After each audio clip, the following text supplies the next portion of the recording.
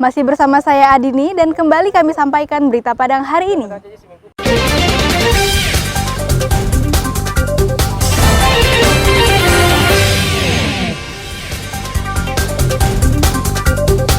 Dinas Pendidikan dan Kebudayaan Kota Padang instruksikan seluruh murid SD dan SMP memakai masker ke sekolah. Kebakaran lahan hingga pelaku pembunuhan di amuk massa kami sampaikan dalam Padang Sepekan.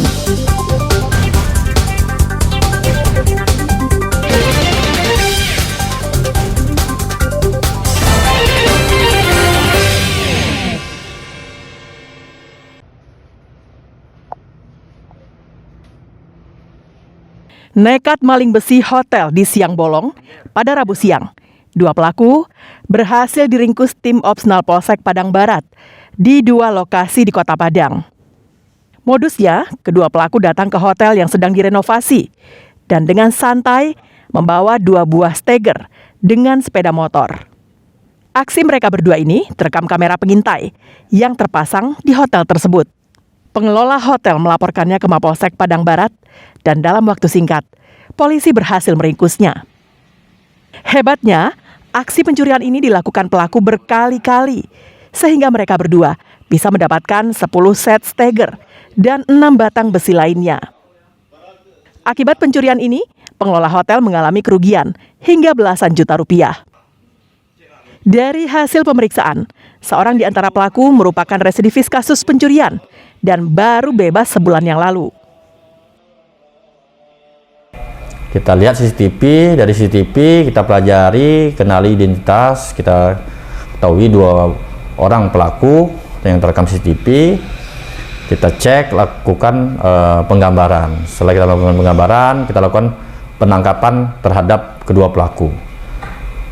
Setelah dilakukan penangkapan, kedua pelaku mengakui telah melakukan pencurian, mengambil barang besi steger yang ada di Hotel Langkawi Basah. Atas perbuatannya, kedua pelaku terancam dijerat dengan pasal 363 KUHP tentang pencurian dengan pemberatan dengan ancaman hukuman 5 tahun penjara. Alfi melaporkan dari Padang.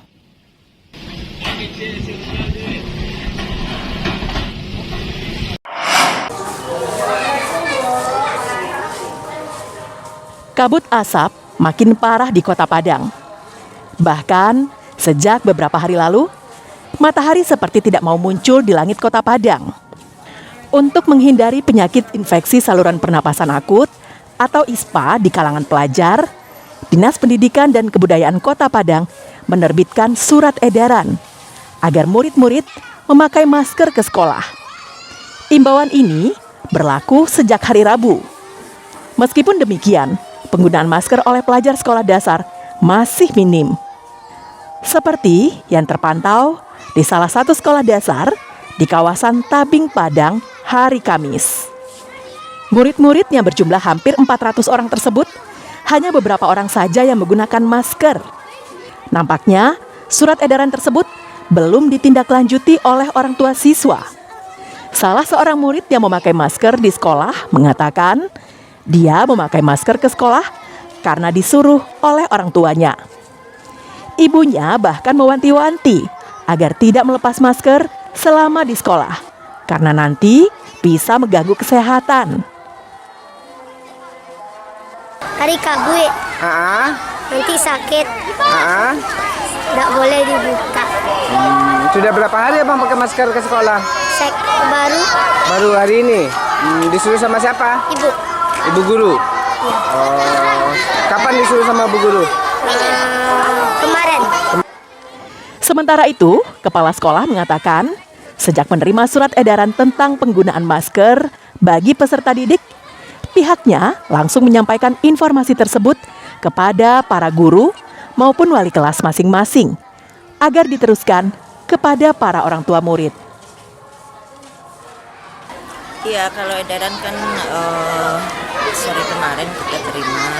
Jadi sudah kita berikan kepada guru, dan guru juga mungkin telah menginformasikan kepada guru kelas. Tapi kan yang namanya anak-anak kita harus informasikan langsung. Jadi rencananya hari ini kita menginformasikan itu tentang pemakaian masker. Berarti untuk besok diwajibkan menggunakan masker? Iya. Konsekuensinya gimana Bu jika anak-anak besok tidak menggunakan masker Bu? Ya, kalau kita lihat dulu, seandainya memang banyak anak-anak yang tidak menggunakan masker, tentu kalau konsekuensi barangkali tidak ada ya Pak ya. Cuman mungkin kebijakan sekolah nanti mungkin akan menyediakan masker bagi anak yang tidak menggunakan masker untuk beberapa hari ini. Nah, kemudian setelah itu baru kami mewajibkan. Sekolah tidak akan memberikan sanksi kepada siswa yang tidak memakai masker. Justru sekolah akan berusaha mendapatkan masker untuk dibagikan kepada murid-muridnya. Robiham melaporkan dari Padang.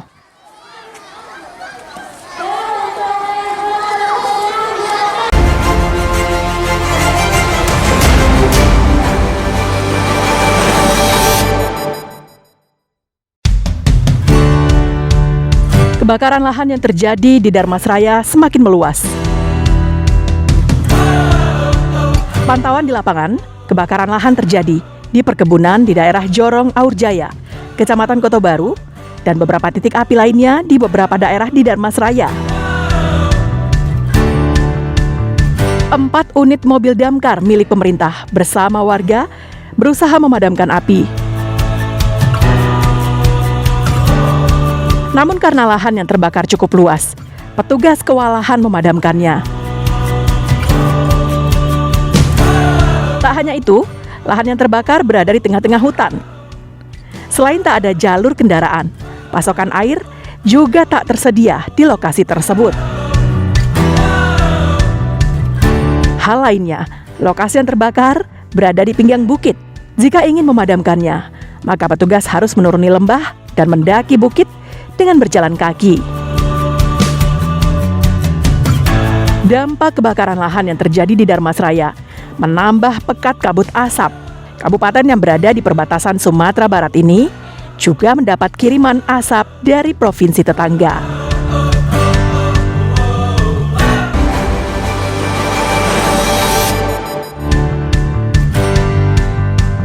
Sejumlah polisi anggota tim Raja Wali Satres Narkoba Polresta Padang mengepung sebuah rumah kos yang berada di daerah Batu Busuk, Kecamatan Pauh, pinggiran Kota Padang.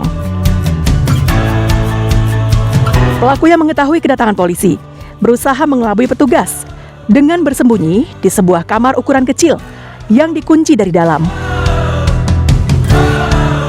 Polisi mendobrak pintu kamar tersebut. Dugaan polisi tak meleset. Aris Danu yang berusia lebih dari setengah abad bersembunyi di balik pintu. Awalnya, tersangka berpura-pura panik dan tidak mengetahui apa yang ditanya polisi. Namun, polisi tetap menggeledah kamar lain dan menemukan sejumlah barang bukti.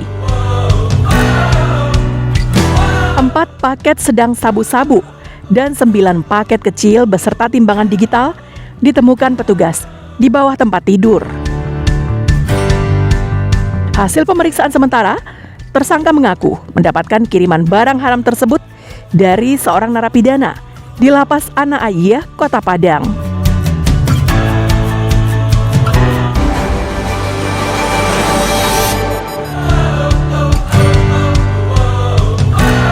Kota Padang kembali diselimuti kabut asap tebal dalam sepekan terakhir.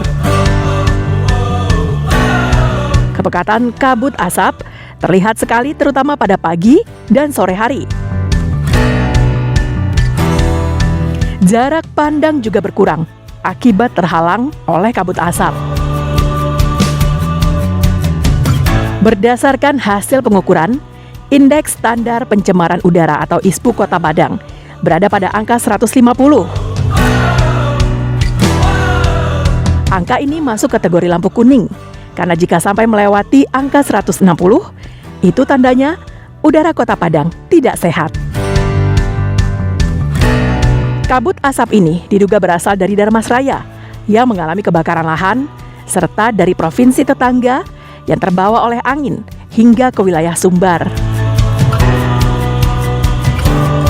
Masyarakat juga diminta untuk tidak menambah kadar pencemaran udara dengan tidak membakar sampah.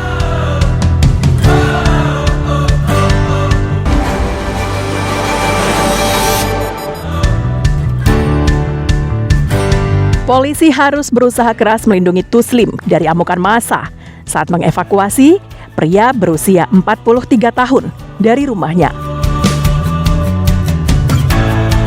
Meski polisi telah melakukan tembakan peringatan beberapa kali, tapi warga tak mengindahkannya.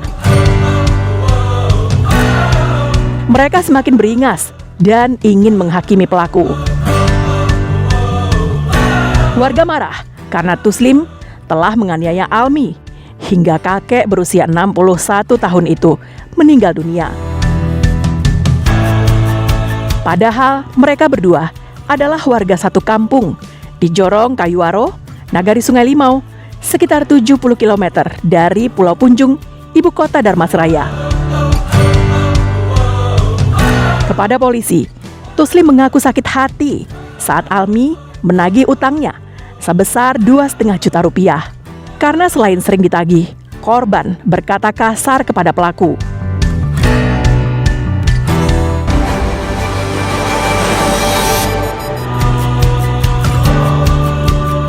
Suasana duka tampak di sebuah rumah di Kompleks Pinang Bungkuk Permai, Kelurahan Lubuk Buaya, Padang, Rabu pagi.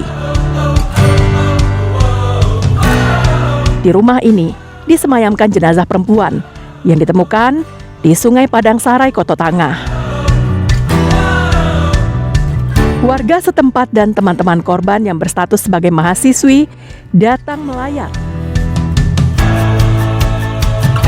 Identitas jenazah wanita akhirnya terungkap saat orang tua korban datang ke Rumah Sakit Bayangkara Polda Sumbar dan memastikan korban adalah anak mereka. Korban bernama Nurul Azizah Anti, berusia 23 tahun, warga perumahan Pinang Bungkuk Permai, Kelurahan Lubuk Buaya. Azizah tercatat sebagai mahasiswi di salah satu kampus swasta di Pasir Nantigo, Padang. Namun sayang, keluarga menolak dilakukan otopsi karena telah merelakan dan mengikhlaskan kepergian anaknya. Walau demikian, polisi tetap akan menyelidiki penyebab kematian korban karena kronologis kematian Nurul Azizah Anti belum diketahui sama sekali.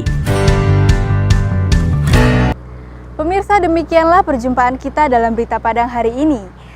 Saya Adini dan tim redaksi yang bertugas pamit undur diri. Selamat beraktivitas dan sampai jumpa.